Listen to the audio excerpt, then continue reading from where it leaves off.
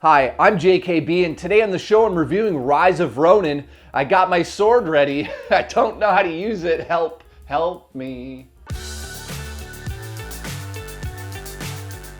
I do want to start off by saying there's no major spoilers in this review. I'm going to talk about it from sort of a friend's perspective. Say you're my friend, which I don't have many of, and you're out there saying, what is the game like? Well, I'll give you the gist of it. And by the gist, I mean just the, sprinkle off my toes in your mouth. I don't even know what that means. What I'm trying to say here is that, yeah, no spoilers in this review. Could have just said that, but I'm goddamn weird. I'm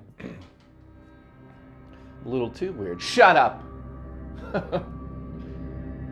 No, be quiet. They're gonna find out about you. I got mental issues. Clearly. Rise of Ronin is the latest game from Team Ninja. Now, let me just say this. If you played any of the Team Ninja games over the last 5 to 10 years, you're going to experience a lot of what made those games good in an open world concept. So when it comes to what the game really is, I would say that it is some of the best of Team Ninja, but also some of the worst. For some odd reason, I would say that the game is very unbalanced at times in terms of its pacing, and also some of the combat styles that are in the game. It's all over the place. The game's a bit of a mess, but at the end of the day, do I suggest you buy it? So, well, let's get into the review and find out if you even want to buy the game and play it yourself. At the beginning of the game, you're introduced to a character creation system that I would give double thumbs up. Not up there, though. But overall, it is a great system. You're able to customize hair, makeup, body length, which, if you want to have a long body, I guess you could do that in the game. I think some of my fantasies are starting to show through in these reviews. But as you could see, it's a great character creation tool.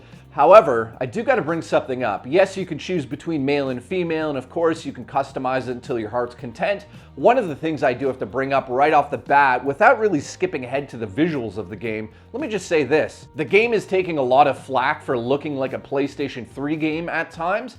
And I'm going to say that, yeah, the character models at the beginning of the game do not help it in any regard. They do, at times, look like you're looking at a PlayStation 3 game. So there's no real reason for me to defend any of that stuff. I'm not saying the visuals overall in the game are terrible, but at times, yeah, it's definitely a dated game. So once you've created your characters, you're thrown into the first mission, and this is the tutorial, essentially setting up the combat that is in this game. And again, if you've played any of the last 10 years of Team Ninja games, you've kind of played this game.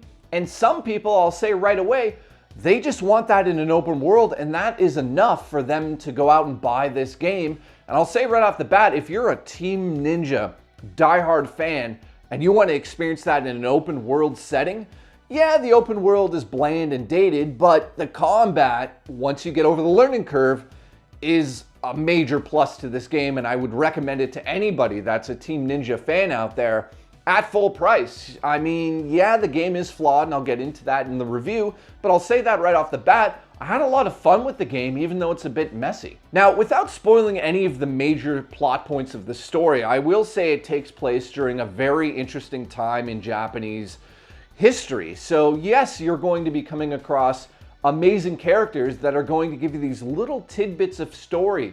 And as you go through the open map, you're going to meet more and more people. And this is where the game starts to really shine. After 4, 5, 6 hours of the combat, it really starts to open up, and I'll explain exactly why, well, right now. In the game, you have something called bond missions.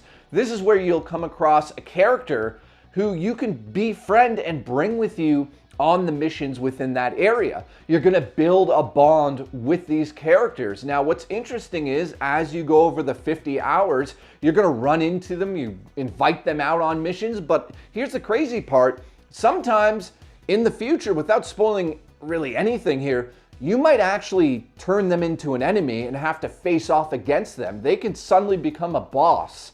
That's where the dynamics in this game really do change.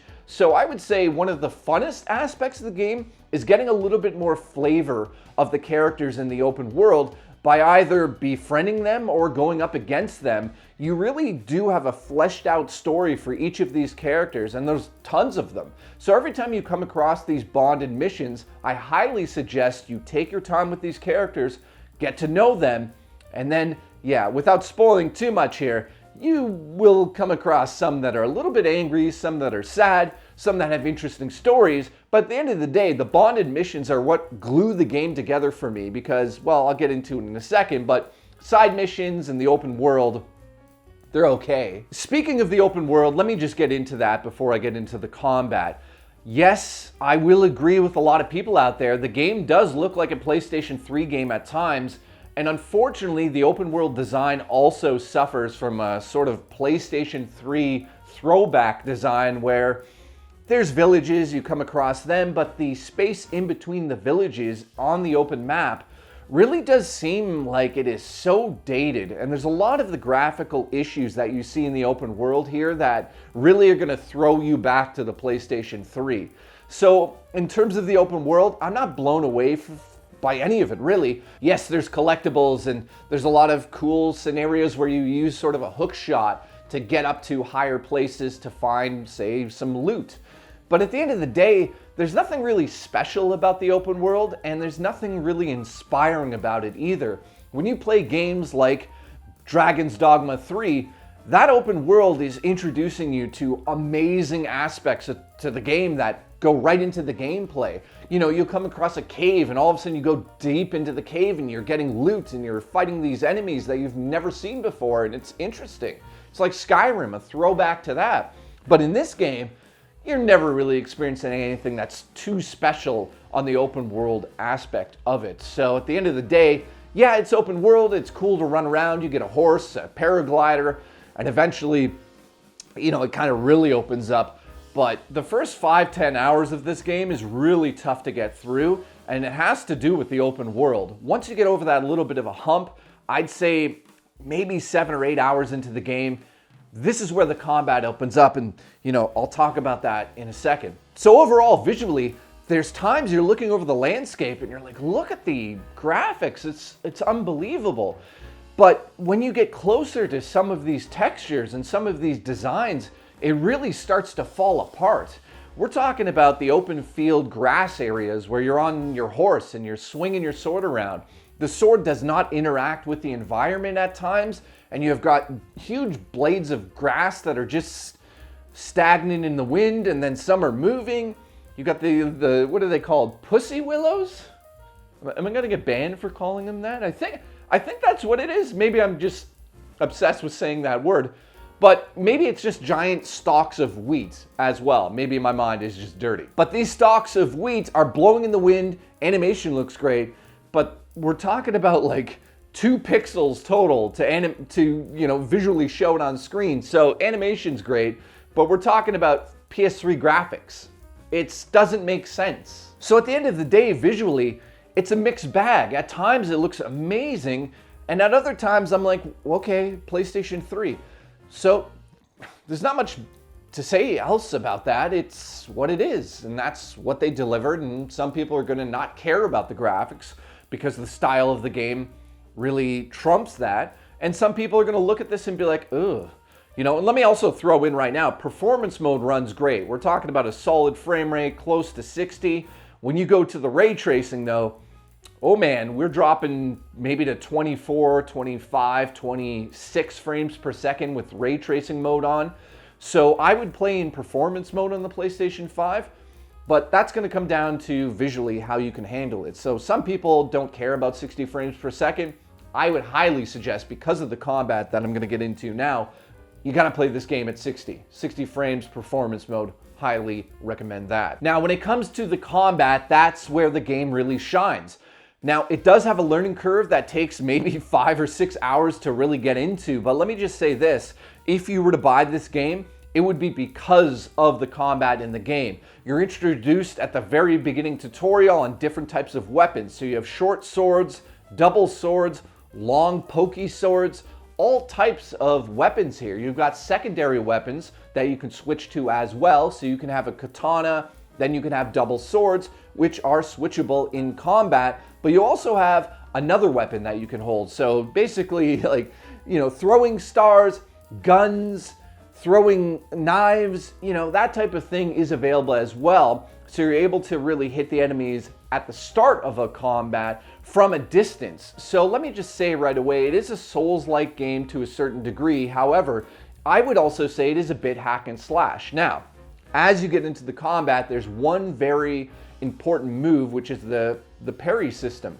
If you don't know how to parry in a video game and you don't like the combat, timing of hack and slash games, and what I'm talking about in detail here is when an enemy is coming at you and you're about to be hit, you hit that parry button and you essentially block it and stagger the enemies. If you are not good at the timing of that in any past fighting games, then right away I'd say this game is not for you. However, if you're into hack and slash games and the strategy and the timing and seeing the sequences of how these characters move and understanding how they move and the pattern system that's built into that, if you're really into that combat in past Team Ninja games, this is really, really fun. And again, after 4, 5, 6 hours. So how it works is sometimes you come across these bosses who have these red attacks. They'll glow red. And as they come at you, if they glow red, you have to parry that or you will be hit. Now, when it comes down to the timing of combat, it does, again, take 4, 5, 6 hours to get used to it. Once you get used to the combat and start to unlock some of the skill trees that are, let me just say this, overwhelming in the game. There is a ton of unlockables in terms of combo systems and in terms of just the abilities that you'll be using in combat. So at the beginning of the game, you're able to jump, but you're not really able to do much in the air. As you go into the game, just giving one example, you slowly start to unlock abilities that are in the air. So being able to block things in the air or attack in the air, that's where the game really starts to shine. And once you start to get into the stances, which I'll just bring up briefly here, a lot of past games had the ability to change your stance. So it's how you're actually holding the weapons. As you get deeper into this, those really start to open up as well. So we're talking about different combos, different weapons, different stances, all switchable in real time, all working to create a very enjoyable combat system, but very frustrating at times, especially when you get to some of the bosses earlier on. Now, let me just say you're able to change the combat skill level or the overall, challenge of the game from, easy to hard, and you're able to change that at any point. I would say that some of the boss battles at the beginning of this game are extremely difficult, and I live streamed it and people saw that on the stream like, oh, you just suck at the game. No, everybody that reviewed the game agrees with me. These boss battles are way unbalanced. So overall, how do I feel about the game?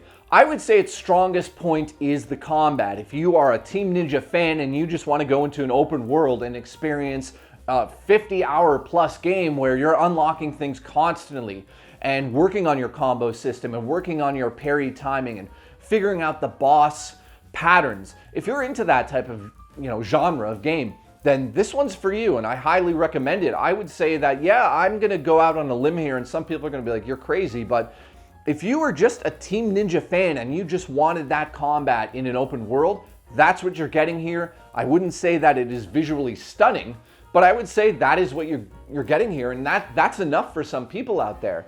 Now, let me get to the negatives. Graphically, it's not looking great at times.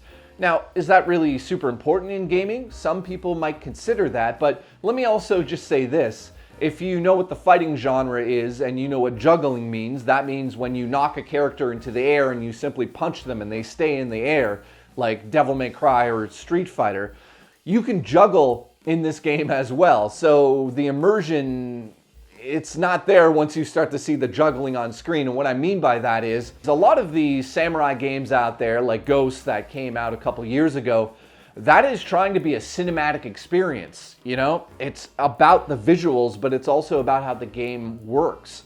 Once you get into Rise at the beginning here, you start to realize right away, this isn't a cinematic experience. This is a video game. When you're being shot and juggled in the air by bullets, you're playing a video game. You're not playing a cinematic experience. So I wanted to just say that, yes, it's a fun game. It's flawed.